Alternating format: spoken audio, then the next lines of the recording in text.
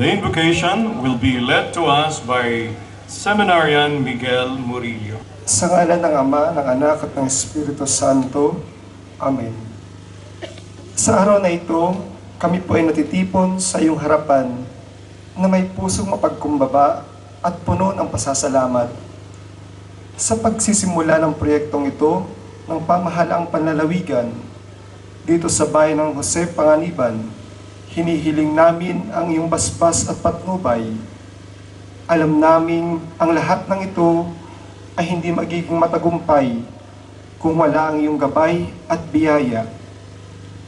Naway pagpalain mo ang bawat hakbang sa pagpapatuloy nitong Jose Panganiban Port upang ito'y magbunga ng kaunlaran at kasaganaan para sa aming buong lalawigan. Sa iyong walang hanggang karunungan, ipagkaloob mo sa mga taong nag-alay ng kanilang sarili ang sapat na kaalaman, talino at lakas ng loob upang maitaguyod ang proyektong ito ng may katapatan at kahusayan. Bigyan mo ng kasipagan at dedikasyon ang lahat ng mga manggagawa at opisyal na kasama sa proyektong ito. Iniaalay po namin ang kanilang mga kamay at isipan sa iyong banal na kalooban upang ang bawat hakbangin at plano ay maging ayon sa iyong layunin at kalooban. Sa aming pagtahak sa landas ng pagpapaunlad, kami po ay humihiling ng iyong patuloy na proteksyon at gabay. Naway malayo kami sa anumang kapahamakan at sakuna. Ipagkaloob mo sa bawat isa ang kapayapaan at pagkakaisa upang sama-sama naming maitaguyod ang proyektong ito para sa kabutihan at kapakanan ng bawat mamamayan. Sa iyong pangalan, kami po ay nagtitiwala at umaasa na ang lahat ng ito ay maisa sa katuparan ng may tagumpay sa pamamagitan ng iyong anak na Jesucristo kasama ng Espiritu Santo magpasawalang hanggan. Amen. Sa ngalan ng Ama, ng Anak at ng Espiritu Santo. Amen. Manatili po ang nakatayo para sa pag-awit ng pambansang awit ng Pilipinas at ito po ay susundan ng bagong Pilipinas hymn na ating ipapakita sa ating LED wall at ganun din ng bagong Pilipinas Pledge. At susundan po ito ng Camarines Norte hymn.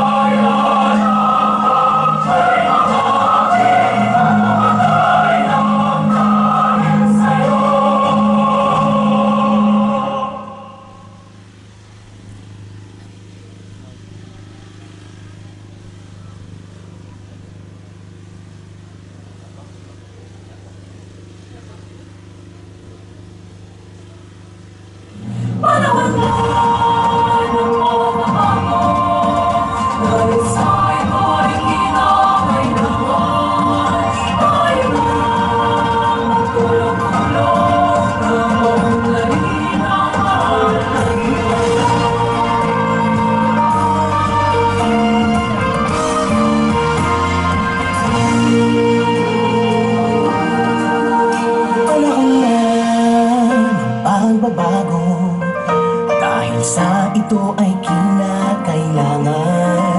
Tayo na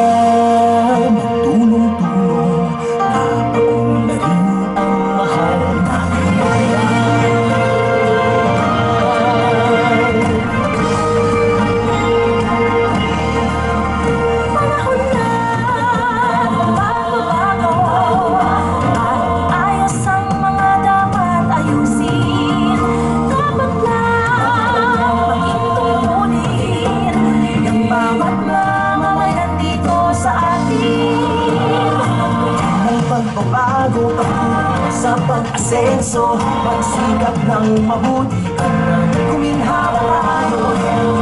Malaki natin sa mundo at ipamalas ang bagong Pilipino at bagong Pilipinas.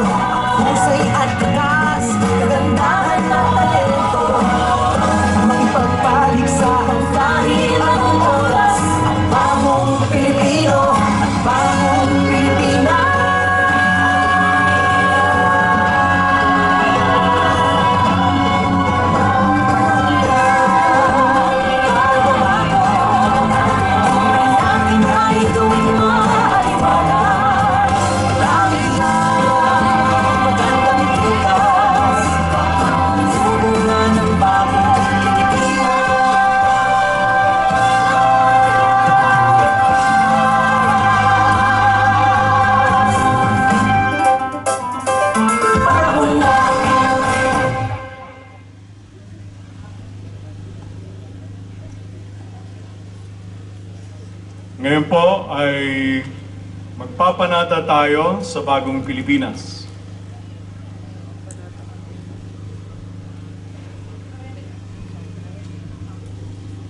Pakitaas po ang ating kanang kamay.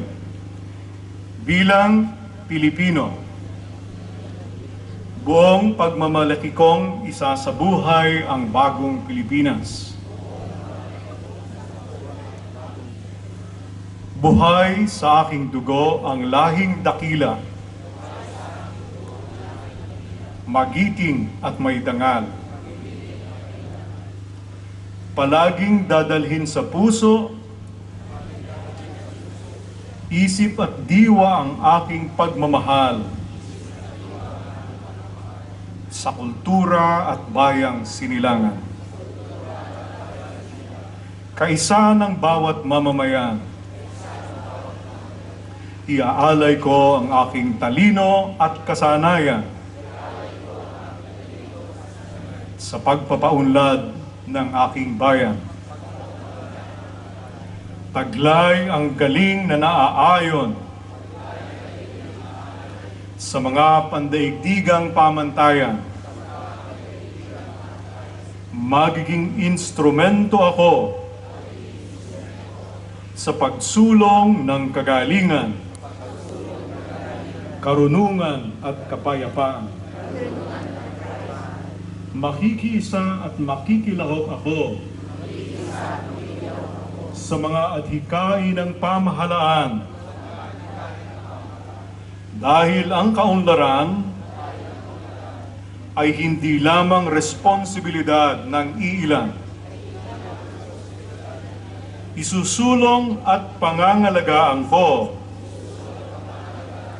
ang karangalan, kalayaan at interes ng aking bayang minamahal. Bilang Pilipino na may pagmamahal, pakialam at malasakit, hindi makasarili kundi para sa mas nakararami, tatahakin ko ang landas tungo sa isang bagong Pilipinas. At ngayon po ay awitin naman natin ang himno Camarines Norte.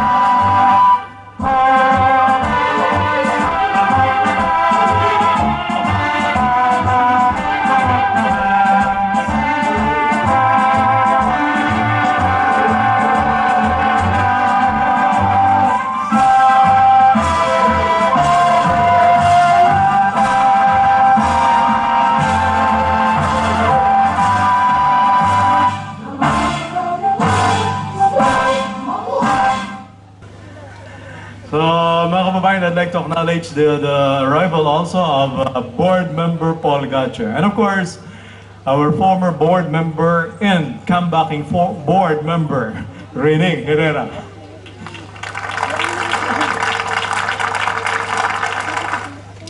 Again, I'd like to acknowledge the presence of our General Manager from the Philippine Ports Authority. We have Sir J. Daniel R. Santiago. Palakpakan po natin. We have also with us the Assistant General Manager for Engineering, Engineer James Gantalao. And we have the Department Manager, Administrative Services Department, Sir Eric E. D. Makulangan. And we have also with us here the Honorable Mayor of Jose Panganiban, Honorable Ariel Non. The Honorable Vice Mayor of Jose Panganiban, Honorable Cuatro Padilla. So, today, ladies and gentlemen, we are going to witness a historic event. Earlier, I was perorating on the dream of the Honorable Governor Dong Padilla way back in 2012. As early as 2010, he was already envisioning the rehabilitation of the port. So it's more than a decade in the making before we see the complete fruition of this initial ignition point for economic development for Bicol region. So today marks a significant milestone in the development of Bicol region, with the guy on top, Acam Norteño, from the province of Camarines Norte, the Regional Development Council Chairman, Honorable Dong Padilla. Palakpakan po natin.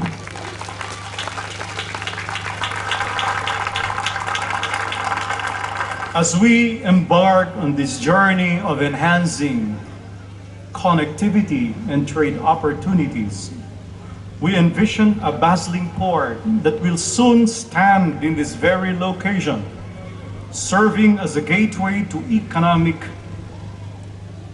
prosperity for the people of Jose Panganiban, Camarines Norte, Bicol region, and beyond. This port will not only facilitate the efficient movement of goods and commodities, but this will also serve as the engine of growth to create job opportunities and will stimulate local businesses. The construction of this port symbolizes our commitment to progress and development as we strive to harness the potential of our coastal resources and harness the power of maritime trade. Governor Dong Padilla once said that the province of Camarines Norte is not just an agri-industrial economy in terms of orientation, but it is also a maritime aquamarine resources economy. So, his vision is a testament to the collective vision of the people of Bicol region for a vibrant and thriving community that embraces innovation and sustainable growth. At this point, we'll have an audio-visual presentation courtesy of the Philippine Ports Authority at our LED wall. Palakpakan po natin, the Philippine Ports Authority.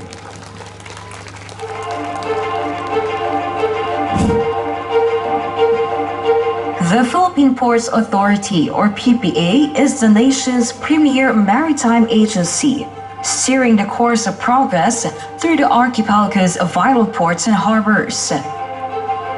PPA is among the strongest economic performers in Southeast Asia. According to Drury Maritime Research, this translates into bigger figures for the economy, creating a ripple effect in all sectors. PPA's mission is to provide modern, sustainable, and resilient port infrastructure and facilities to provide responsive, reliable, and efficient port services, and to promote a regulatory framework that is transparent, fair, and relevant to the needs of all stakeholders. Over the years, the PPA has been involved in various expansion and modernization projects aimed at improving the efficiency and capacity of the Philippine ports.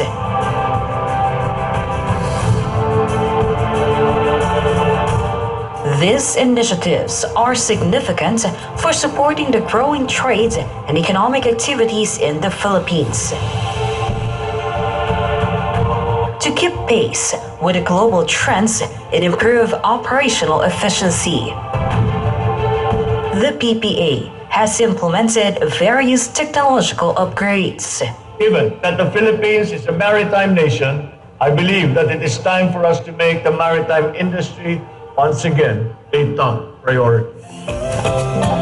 PPA is continuously improving its ports facilities, including the construction of dedicated ports for cruise tourism. Currently among the ports under PPA, which cater to cruise vessels, include the ports of Curimao in Ilocos Norte, Salumague in Ilocos Sur, Manila, Bohol, and El Nido, Palawan, while developing more cruise terminals in the areas of Coron in Palawan, Siargao, Camiguin, and Puerto Galera. More international cruise ships are now back in the shores of the Philippine Islands after being hailed as the best cruise destination in Asia, with more than 80,000 cruise ship passengers visiting the Philippines in 2023. Mas maganda na pong bumiyahe ngayon sa ating mga pantalan dahil nakita naman po natin mas madali na, mas convenient para sa lahat. Lahat po ito ay bahagi ng ating pagsasaayos ng ating mga pantalan para na rin po sa matagal ng hinahangad o nire-request ng mga pasahero natin na gawing mas maganda at mas kaaya-aya po yung mga pantalan natin, lalong-lalo na po yung mga terminal para po sa lahat. Legasiya po nating lahat ito na tayo ay makakaalala so many years from now na tayo po ay naging bahagi ng pagpapaunlad po dito sa pantalan. The Philippine Ports Authority also recently launched its Papasal Tayo campaign to further advocate traveling via improved and new seaports.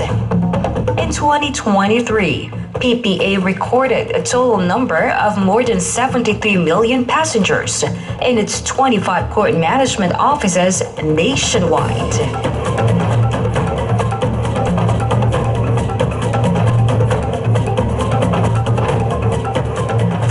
Number of passengers recorded mostly in ports of Iloilo, Batangas, Hordad, Calapan, and Bacolod.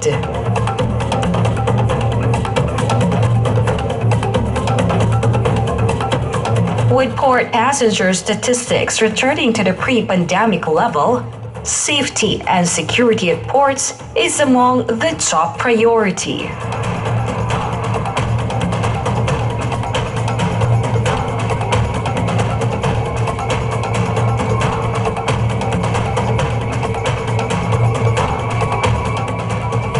The Philippine Ports Authority was recently hailed as one of the top dividend contributors among the government-owned and controlled corporations in the country.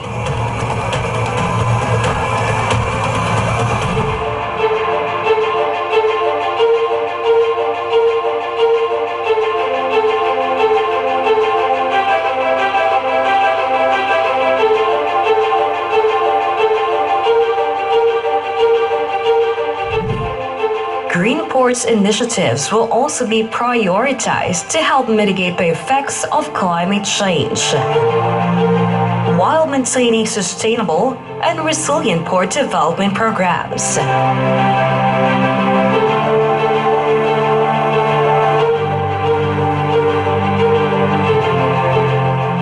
Philippine Ports Authority stands resolute.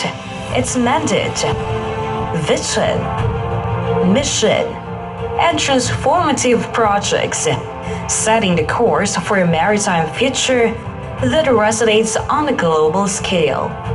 Philippine Ports Authority, linking the Philippine Islands to the world.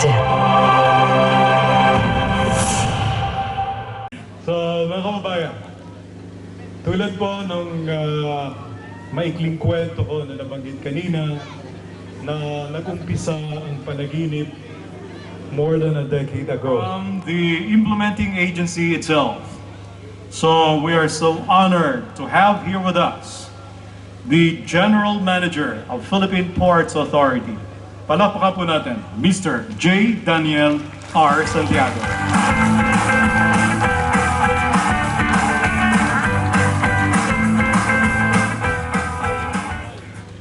Magandang umaga po sa ating lahat. Unang-una po gusto kong batiin ng magandang umaga ang ating panauhing pandangal, Senator Robin Padilla, sir.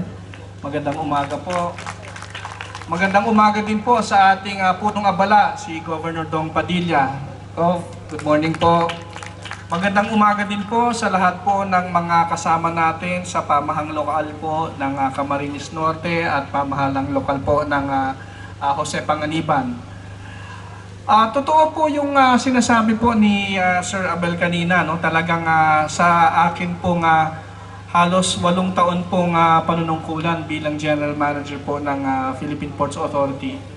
Isa po si Governor Dong Padilla, ang nakita ko talagang napakapursigido pong Provincial Chief Executive. Alam po ni Gov Dong yung sinasabi ko dyan at kung hindi po talaga dahil sa kanyang pagpupursigi ay hindi po mapapaaga ito pong improvement po ng ating pantalan dito sa Jose Panganiban.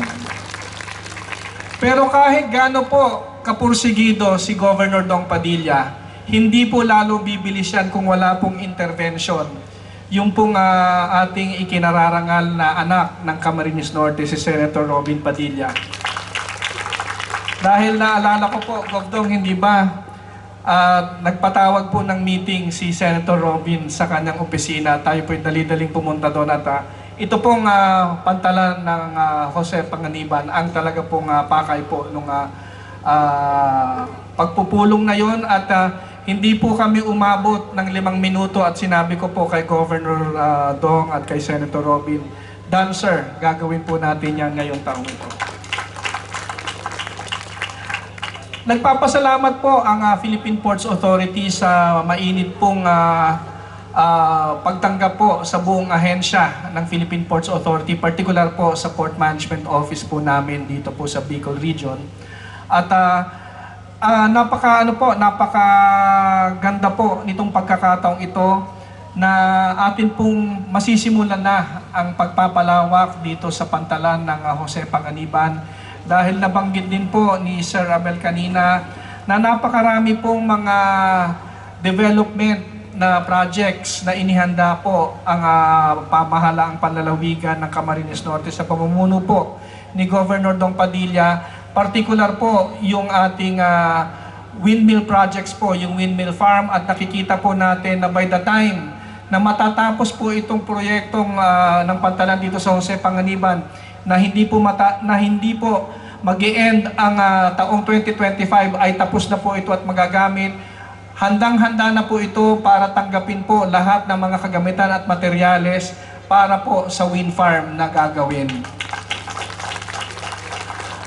Inaasahan po natin na ito pong pantalan ng Jose Panganiban, bubuhayin po natin to kung paano po siya naging bahagi ng pag-unlad ng lalawigan ng Camarines Norte at ng bayan ng Mambulau noon at Jose Panganiban ngayon sa mga nakaraang dekada at daang taon, ay bubuhayin po ng proyektong ito ang kabuhayan at ang ekonomiya po hindi lamang ng Jose Panganiban kundi ang mga karatig bayan po dito sa Camarines Norte at maging po karatig lalawigan ng Camarines Norte. Inaasahan po natin na pag natapos po ang pantalan na ito, magkakaroon po ng pagkakataon yung pag-aatraka ng mas maraming mga barko, hindi lamang po sa importasyon ng mga produkto, kung hindi pati po sa eksportasyon ng mga local na mga produkto po mula dito sa Jose Panganiban at mula po dito sa lalawigan ng Camarines Norte. So, ano lamang po ito, Govdong? Alam ko na marami pong kailangan gawin po dito sa pantalan ng Jose Panganiban. Ito pong proyekto natin. Asahan nyo po na hanggat kakailanganin po ng Jose Panganiban at ng lalawigan ng Camarines Norte ang patuloy na pagpapalawak po nitong pantalan. Katuwang nyo po ang Philippine Ports Authority at ito pong proyekto po natin. Sa tingin ko po, nag-inspection po ako dito kahapon at kanina. Mukhang phase 1 pa lang yata ito, Gob. Mukhang kailangan na ng phase 2 nito. So, yun po. Maraming salamat po at congratulations po sa ating mga kababayan, mga kapatid dito sa Jose Panganiban at sa Camarines Norte. At pagpalain po nawa tayo ng Diyos. Mabuhay po kayong lahat. Maraming salamat po.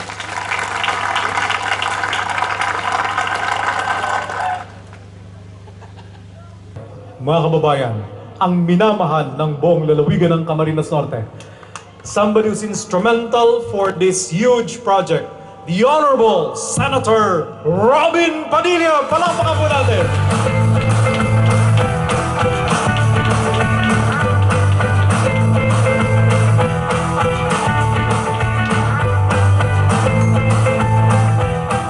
Maraming salamat po. Upo po kayo. Maraming salamat po. A'udhu billahi minasyaitanir rajim. Sa pangalan po ng nag-iisang Diyos, ang mapagpala at ang mahabagin, sa Kanya lamang po ang pagpupuri, ang Panginoon ng mga daigdig.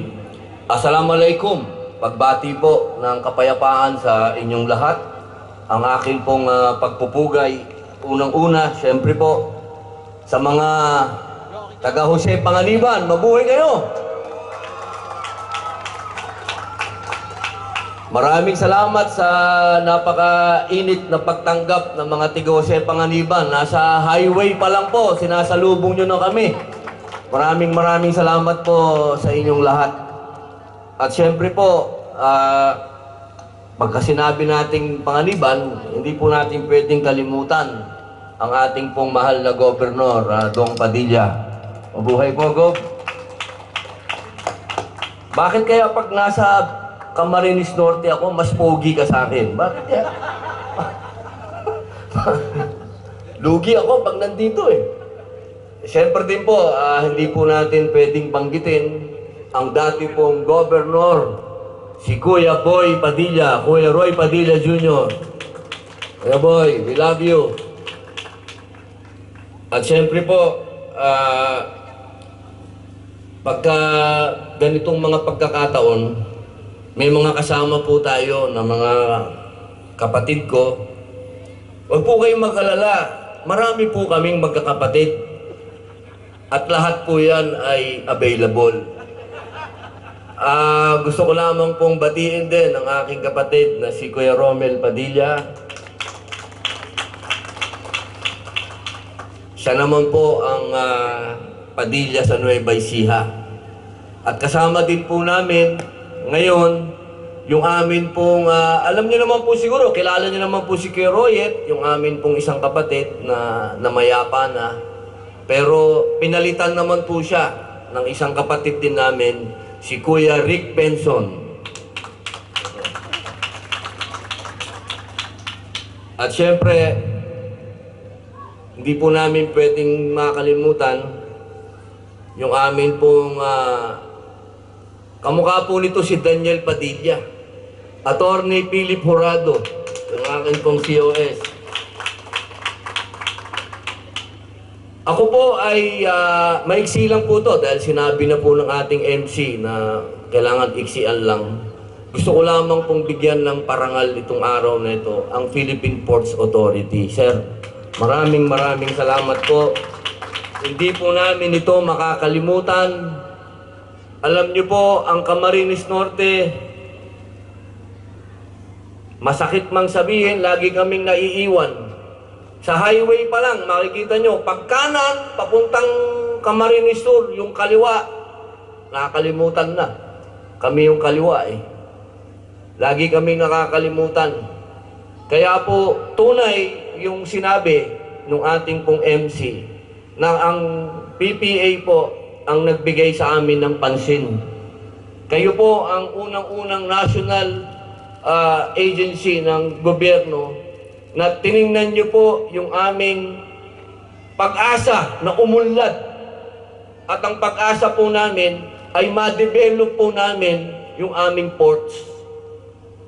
Katunayan, alam nyo po, maraming nagsasabi, bakit madaming rebelde dyan? Eh paano hindi dadaming rebelde? Nakakalimutan kami ng national government. Kapag pinag-uusapan ng Bicol Region, puro papunta dun, naiiwan kami. Yung planong train, pambihira, pagdating sa amin, hindi man lang kumaliwa, kumanan na kagad, kinalimutan lang kami. Kaya po, napakalaking bagay, boss. Napakalaking bagay po na nauna kayo. Napakadami pong nangangako sa amin. Pero kayo lang po ang natuloy. Salamat po. At alam ko po, ito ang umpisa ng napakaraming proyektong dadapo dito sa Camarines Norte at sa Jose Panganiban. Dahil ang inyo pong governor, ito po ang nagbubukas at sarado ng Senado. At alam ko po na sa kasipagan niya, hindi lamang po 10, hindi lamang po 20 ang mauumpisahan at matatapos. Kasi importante po yung mauumpisahan at matatapos na proyekto. Kasi dito sa Pilipinas, puro umpisa.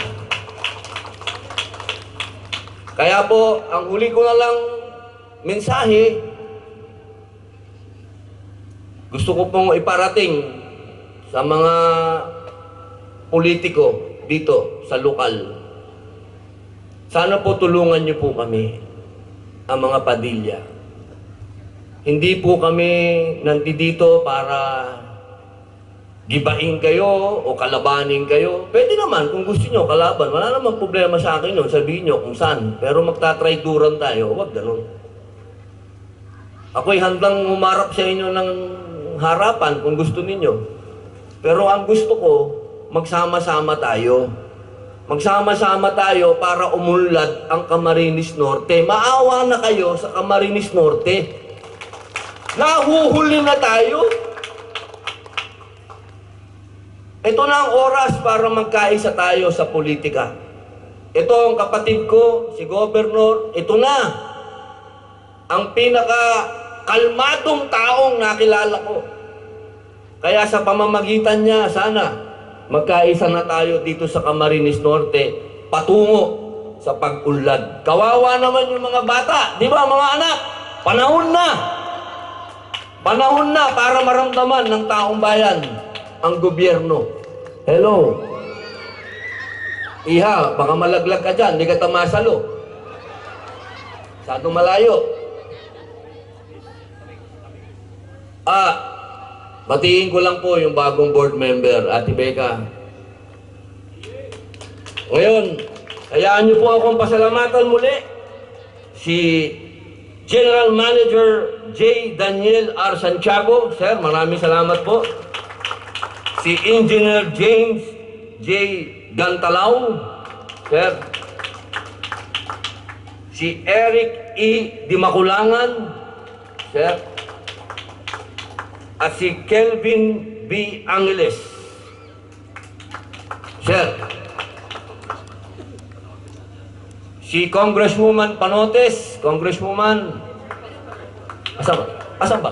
Ayun, ma'am. Sorry, ma'am. Wala ka dyan sa likod ko kanina. Parang... At syempre po,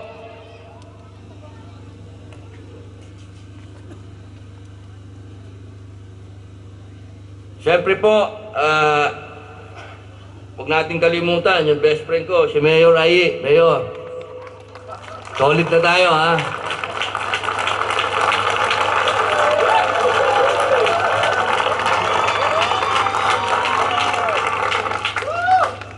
May honeymoon na po kami ni Mayor. Siyempre po, Vice Mayor, 4, at sa lahat po ng mga councilor. Meron akong listahan ng councilor, baka magalit sa akin to. Nasaan ba yun? Ganon?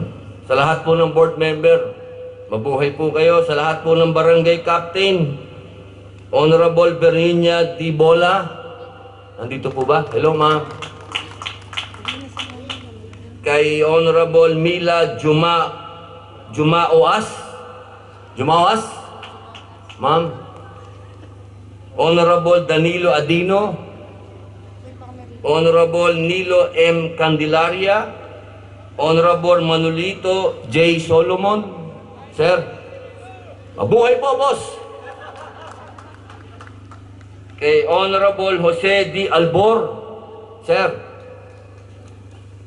Kay Honorable Julito T. Gonzales,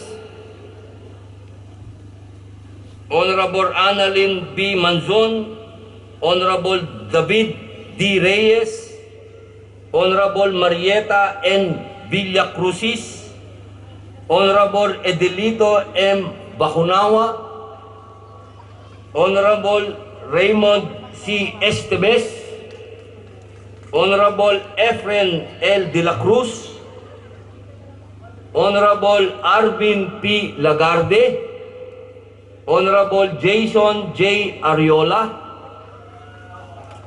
Daming fans nun, ah. Honorable William N. Reduta. At siyempre, si Board Member Rebecca Padilla. Muli po, mga mahal kong kababayan, tandaan po ninyo. Huwag nakalimutan doon tayo doon.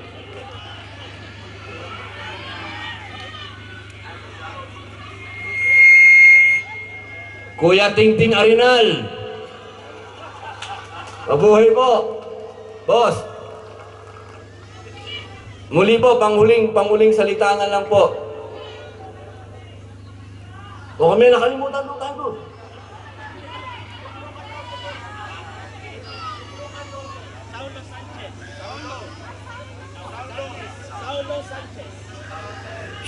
Saulo Sanchez. Boss.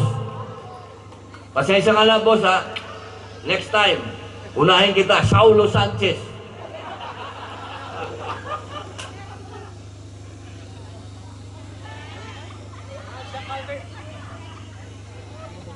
Ayun, naku, patay tayo dyan, yung malabo na mata natin. Ano ba yan?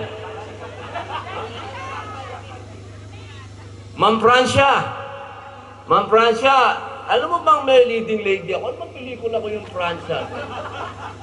Ma'am Francia, si Regine ba yun? Regine? Ma'am, pasensya na po. Isa pa.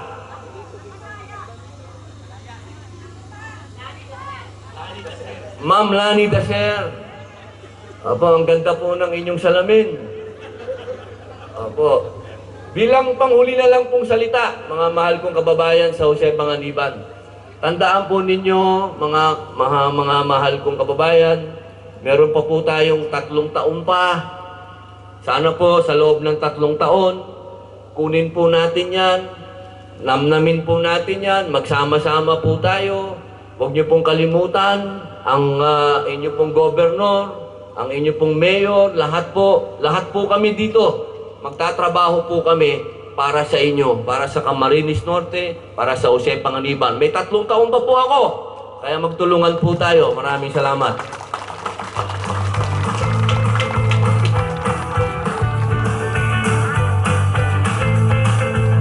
Muli po, mga kababayan, Senator Robin Padilla. Binibiro po yan sa Manila lagi. Susunod na Pangulo ng Pilipinas. Sabi ko, paano naman si Governor Dong? Susunod na Secretary ng DILG. Kasi pang national na daw po yung stature ni Governor Dong. Kasi kita niyo naman, no? Ultimong presidente ng Pilipinas, yung humahanga sa kanya.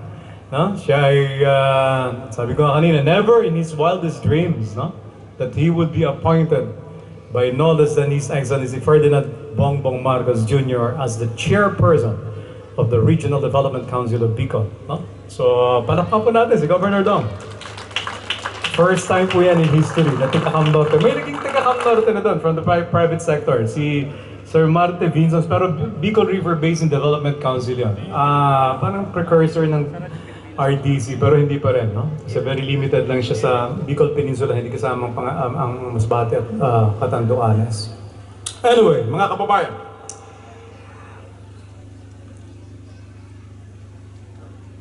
susunod po natin ang mensahe ng siyang sasabihin nating diwa o espiritu ng lahat ng mga gawaing pangkaunlaran sa lalawigan ng Camarines Norte at sunod na sa buong Bicolandia.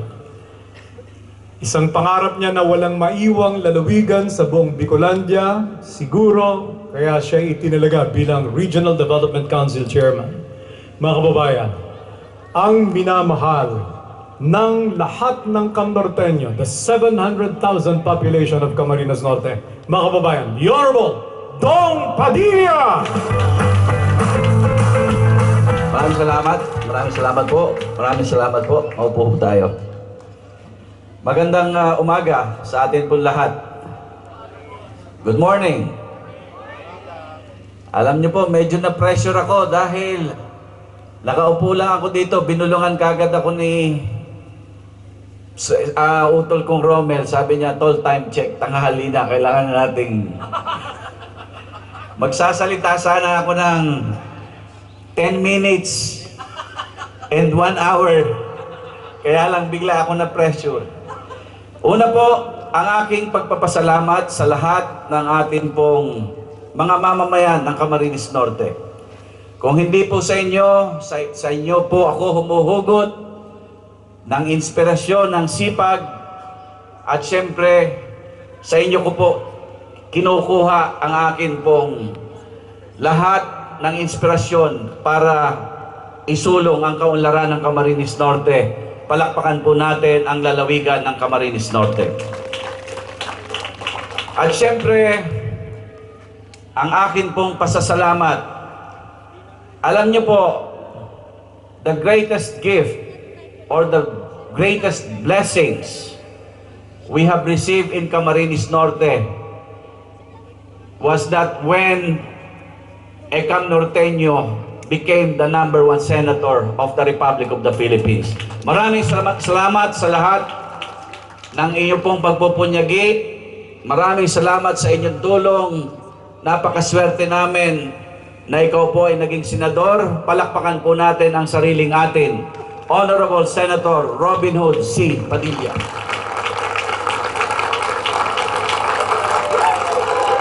At syempre po, nabanggit niya ho kanina for more than 8 years na siya po ang naging general manager ng ating PPA. Sa katunayan po, when I met GM J. Santiago, I was then the mayor of Jose Panganiban. Baka hindi po naalala ni GM na ako po ay pumunta sa kanya noon. I think it was way back in 2017. It was my last term na ako po pinupush ko talaga na ma-rehab, ma-upgrade ito pong ating port. Pero again, kung hindi sa kanya, palagay ko, hindi pa matutuloy ang atin pong reconstruction ng ating seaport. And I see the dynamics of the national government now na kung saan ang tutok ay sa remodernization ng atin pong ports. Ang akin pong personal for and behalf of the people of Camarines Norte, palakpakan po natin at pasalamatan ang General Manager ng Philippine Ports Authority, Sir J. Daniel Santiago.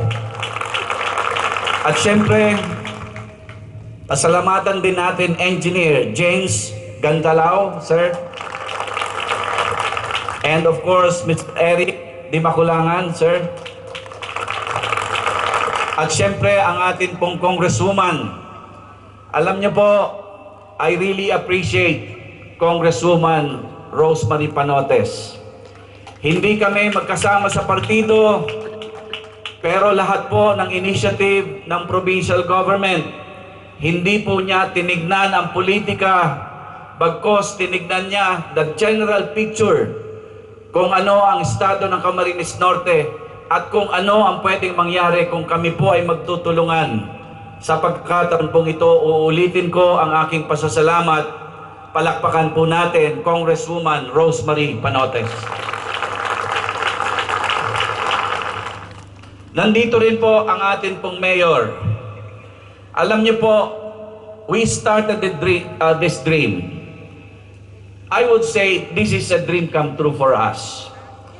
2012, first term po namin ni Mayor, I as the mayor and Mayor Non as the vice mayor. Isinusulong po namin ang port para ma-rehab. Nakita po namin ang needs, pero during that time, talagang medyo uphill dahil maraming factors kung bakit hindi pa natuloy ito noon. Pero ngayon, pasalamatan natin, Mayor, nandito na tayo. All we have to do is to be consistent. Isulong natin kung ano man yung mga sinimulan natin together. Again, palakpakan natin Mayor Ariel Non. Nandito rin po ang akin pong mga board members.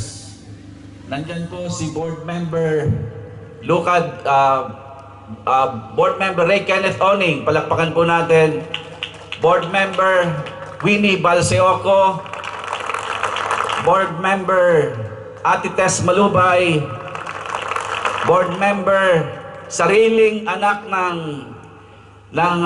Osmeña, palakpakan natin, board member Ricky Noblesala. At siyempre po, Vice Mayor Cuatro Padilla, nandito rin po, siyempre si dating board member Romel Padilla, palakpakan po natin. Consultant po siya ngayon ng Department of Agriculture. Siyempre po, Chief of Staff, Attorney Philip Jurado. At yung proponent po ng LARAP Integrated Development Project. Ngayon na nandito na ang ating port, isa sa problema namin, pagka magsimula ang LARAP Integrated Development Project, yung port, pero again, nandito na ang port, palakpakan po natin, LIDP proponent, Sir Ricky Penson. Rick Penson. Sa lahat po ng department heads, sa lahat ng barangay officials, muli magandang umaga sa inyong lahat. Alam niyo po, yung binanggit kanina ni Sir Jay Santiago, that this is basically phase 1. Actually, nag-uusap po kami kanina ni Senator on the way here. Pinag-uusapan po namin because alam niyo po, as we dwell with all major projects or major flagship projects of the provincial government, gusto ko pong ibalita sa inyo after this groundbreaking, ang susunod nating i-groundbreak, yun pong reconstruction naman ng atin pong airport doon po sa Daet. And then ang susunod, yung groundbreaking natin, the very first iconic bridge dito po sa Bicol Region, sa tulong po ng ating senador, yung Mangisok Bridge. Palakpakan po natin. At again, yun pong realization po ng atin pong matagal nang pinoproblema. Alam niyo po, dito sa Camarines Norte, we eat brownouts during breakfast, lunch, and dinner. Lagi po kaming brownout simply because nandito po pala Bukal Paul Gatche and former Governor Roy Padilla Jr.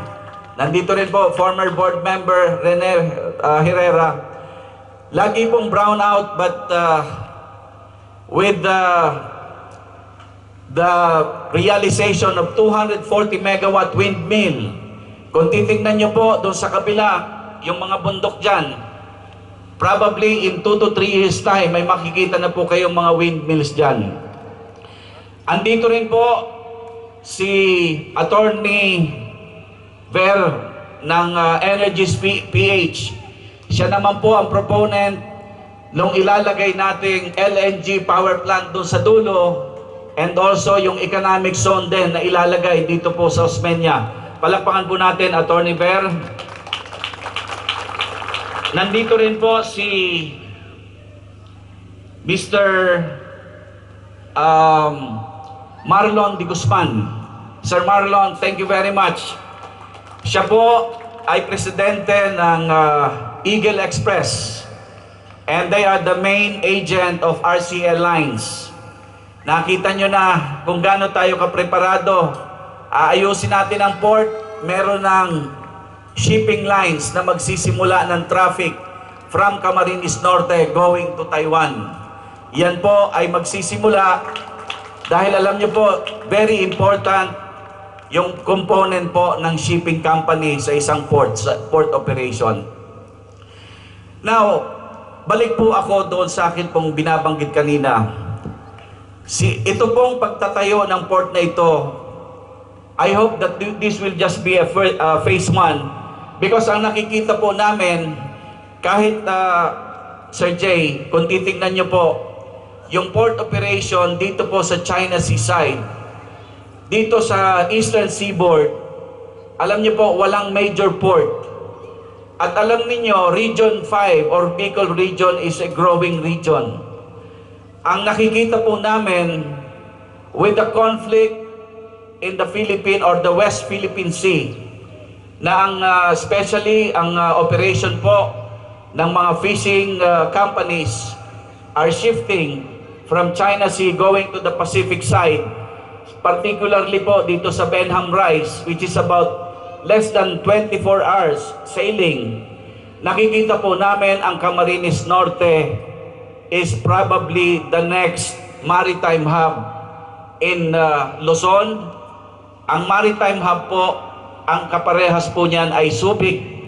Kaya ang nakikita po namin, itong port will soon evolve into a container port, and then yung economic zones natin kapag nag-operate dito sa kabila and doon sa kabila po sa Larap, and of course ito pong Dole Philippines, Sir Jay, meron na po kaming agreement with Dole Philippines. Medyo hirap na po ang Dole Philippines sa South Cotabato because of medyo pamahal ang lupa sa South Cotabato. So yung kanila pong mga contract growers ay nagsishift from agri to tourism. Kaya naghahanap po sila ng expansion area. At nakita po nila Camarines Norte as an ideal expansion area. At nagkaroon na po sila ng study. So ang mangyayari po, Camarines Norte will be the expansion area of Dole Philippines. And initially, sa study po namin, nakausap ko rin po si Mr. Marlon de Guzman, ang Dole Philippines mo is moving 200 to 400 containers a week doon po sa Jensan at saka sa South Cotabato. So ang sabi po ng Dole Philippines, ang problema lang natin, yung logistic management, which is kung magagawa po ang port natin, and then with the help of RCL Lines. So yung problema po ng Dole Philippines to move their cargos from Camarines Norte going to Taiwan, which is the transport hub of Asia, nakikita po namin, everything is just right, falling into places. And also, meron po kami dito, sir, yun pong Calaguas Island. I don't know if you have heard the Calaguas Islands. Calaguas Islands po, for the information of everyone, this is a fusion of Batanes. The charm of Calaguas is a combination of Batanes and Boracay. Alam niyo po, this is going to be the next major tourist destination in Luzon, because nakikita po natin, medyo saturated na po ang Boracay, and tourists, the Philippine and foreign tourists are basically looking for new destination, at ito pong Calaguas ang nakikita po namin magiging next destination. And as a testament to that, meron na pong pumupuntang mga foreign luxury liners here. Nagdadak po sila, ay nag-anchorage po sila dyan sa Calaguas. hindi lang sila makatabi dito sa atin because wala tayong port. Kaya po ang magandang mangyayari dito kapag nagawa natin itong port na ito, yun pong bumibisita sa atin every year. Kasi every year lang sila nakakabisita sa Calaguas dahil wala tayong port na pwede nilang daungan.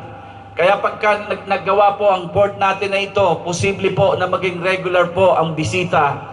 Lalong-lalo na po inaayos natin ang electricity and water supply doon po sa Calaguas Island. So, nagsisimula tayo, marami tayong dapat simulan, pero ang maganda po rito, meron po tayong katulong. Yan po, walang iba, palakpakan mo natin muli, Senator Robin Padilla. And also, nakipag-usap, Sir Jay, nakipag-usap na rin po sa amin ang ilang locator sa Subic. I don't know if you are aware of what really is happening in Subic Bay. Marami na pong locators ang gustong umalis. Ewan ko, this may be a blessing for Camarines Norte, pero ang nakikita po ng ilang mga locators, they are looking for other area. Ang isang concern lang po nila, kung kaya nating mag-accommodate ng RORO dito. Because ang isa pong gusto nang ilipat ng mga locators ay yung pong importation po ng mga second-hand trucks, heavy equipments, na ngayon po ay gusto nang umalis sa Subic. At kapag nakita po nila na ready na tayo rito, malamang po lilipat ang mga locators dito po sa Camarines Norte. And it is going to be a big, really, really big blessing for us. Ngayon po, in closing, ayoko na po kayong i-hold because tanghali na. Yung panawagan po ng ating senator, nandito po ang ating mga barangay officials, nandito rin ang ating mga department heads, nandito rin po ang mga councilors. Alam niyo po, uulitin ko yung sinabi ko kanina, one of the greatest blessing that we receive in Camarines Norte is when a son of Camarines Norte became Senator of the Republic of the Philippines. Matagal tayong napagkaitan. Matagal tayong nawala sa equation ng development, especially sa Region 5. Ngayon po, let us take this golden opportunity. Ito yung pagkakataon na magkaisa tayo. Alam niyo po, recently, we went for benchmarking in Bataan. And alam niyo po ang nakita ko sa Bataan, isang vision, isang direksyon, isang probinsya. Nakita ko lahat ng mayors, lahat ng barangay officials, iisa, regardless of their political color, sila po ay nagkakasundo sa isang mantra, One Bataan. Alam niyo po, every time na kami po ay pupunta sa isang opisina, during the photo op, matatapos ang photo op sa isang picture, laging sinasabi nila, One Bataan.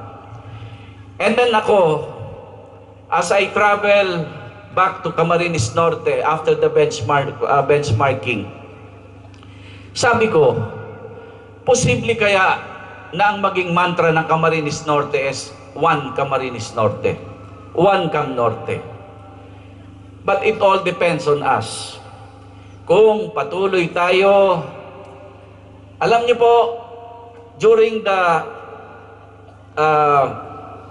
Independence Day, nang ako po ay magsalita sa SM, hindi ko alam kung na-appreciate or na-offend sila sa akin. When I told the audience, sabi ko, alam niyo po kung bakit hirap na hirap o parang pinagkakait ang kaunlaran sa atin.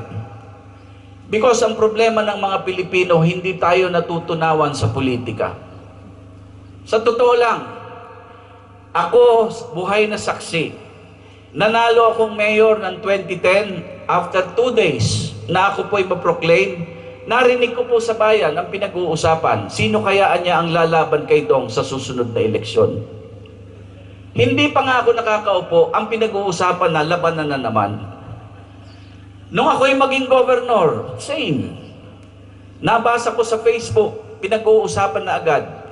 Tinaloan niya ni Dong yung kanyang katunggali. Sino kaya niya ang kalaban niya sa 2025? Pero alam niyo po, isang problema natin, kanina pinanood natin yung bagong Pilipinas.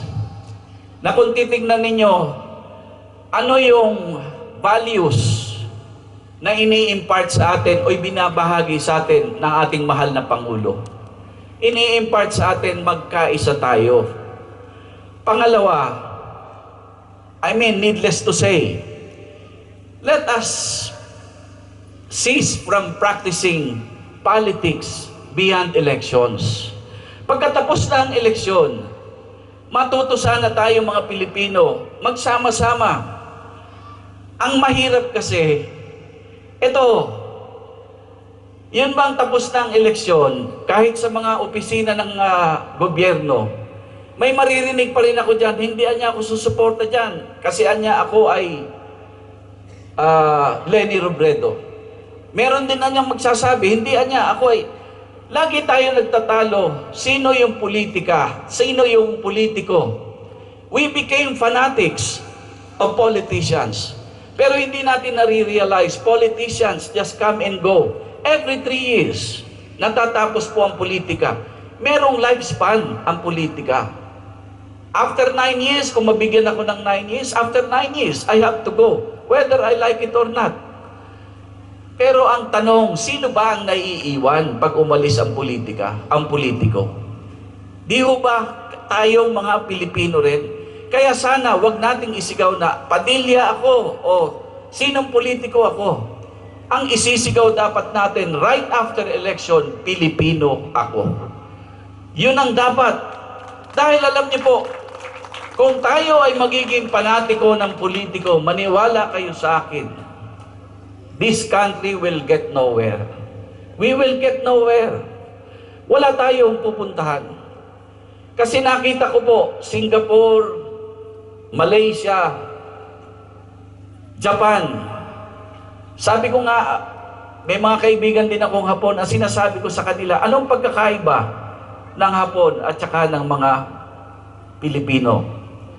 Alam niyo po, ang nakikita kong simpleng-simpleng dahilan, bato-bato sa langit, ang tamaan, huwag magagalit. Maraming Pilipino hindi na alam kung ano ang ibig sabihin ng pagmamahal sa sariling bayan. Dahil tayo, if we have the luxury of choice, kapag medyo puno na tayo, ang sasabihin natin, mabuti pa mag-migrate na lang ako sa Amerika. Gusto nating iwanan ang Pilipinas. Pero tandaan niyo po, maraming mga Pilipino sa Amerika gustong bumalik sa Pilipinas para magretiro. Pero tayong nandito, ayaw natin sa Pilipinas, gusto nating magretiro sa ibang lugar. Mahal ko pong mga Pilipino, mahal ko pong mga taga-Cam Norte. Ito na ang pagkakataon, magkaisa tayo. Samantalahin natin, meron tayong anak na senador na nakakatulong sa atin. Meron tayo administrasyon na tumitingin sa kapakanan ng bawat Cam Norteño. At hindi kami po nag-iisip ng kung ano paman. Ang lahat ng iniisip namin, ang lahat ng pinaplano namin, nakabatay doon po sa sinasabi naming alay sa Diyos, alay sa bayan. Maraming salamat. Magandang tanghali sa inyo lahat.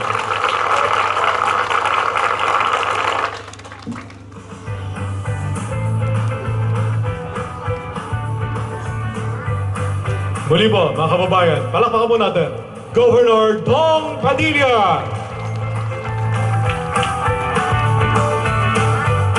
At this point, we'll proceed to the ceremonial groundbreaking. So, sasaksihan po natin ang paglalapag ng time capsule dito sa ating lugar na kung saan pagtatayuan ng puerto ng lalawigan ng Camarines Norte.